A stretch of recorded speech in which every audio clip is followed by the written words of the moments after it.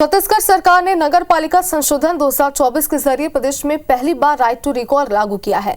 Right to recall यानी कि अपने चुने हुए प्रतिनिधि को जनता अब वापस भी बुला सकेगी। गुरुवार को विधानसभा में पारित छत्तीसगढ़ नगर पालिका संशोधन 2024 में यह प्रावधान जोड़ा गया है। इसके तहत जनता ही निकाय के मुखिया को इस संबंध में विधेयक पास किया गया है। निकाय के मुखिया को हटाने के लिए पार्षदों की तरफ से अविश्वास प्रस्ताव की जरूरत तो रहेगी, लेकिन अब से सिर्फ अविश्वास प्रस्ताव की बुनियाद पर ही मुखिया शहर की सरकार ने अपना विश्वास नहीं खोएंगे। सरकार इस कदम को शहरी विकास के मामले में ठोस कदम बता रही है। देखिए इस पर एक रिपोर्ट।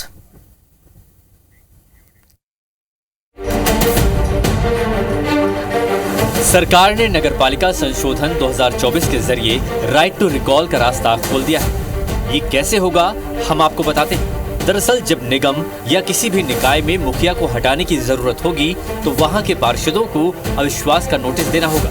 इस नोटिस की सारी छानबीन की जाएगी, फिर ये जिला कलेक्टर के पास भेजा जाएगा।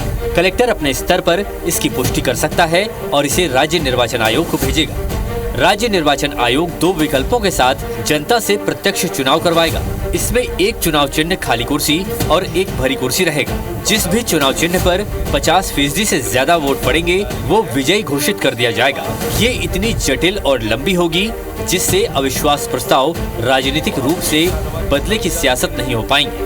सरकार का इसके पीछे तर्क है, इससे निकाय के मुखिया का फोकस काम पर होगा, वो राज्य और केंद्र की विकास योजनाओं को आगे बढ़ा सकेगा। पहले अप्रत्यक्ष प्रणाली से था तो अविश्वास प्रस्ताव का प्रावधान था, अब वापस बुलाने का प्रावधान किया है, जिससे बेखौफ होकर हमारे अध्यक्ष और महापौर काम कर पाएंगे, स्वतंत्रता पूर्वक काम कर पाएंगे, जवाबदेही से जनता की सेवा कर पाएंगे। जनता के चुने हुए प्रतिनिधि होंगे प्रत्यक्ष प्रणाली से, इसलिए जनता ही उन्हें हटा पाएगी। इतना ही नहीं, इस संशोधन के जरिए अविश्वास प्रस्ताव लाने की समय सीमा भी बढ़ा दी गई है। अब निर्वाचन के 2 साल तक अविश्वास प्रस्ताव इनिशिएट नहीं हो सकता।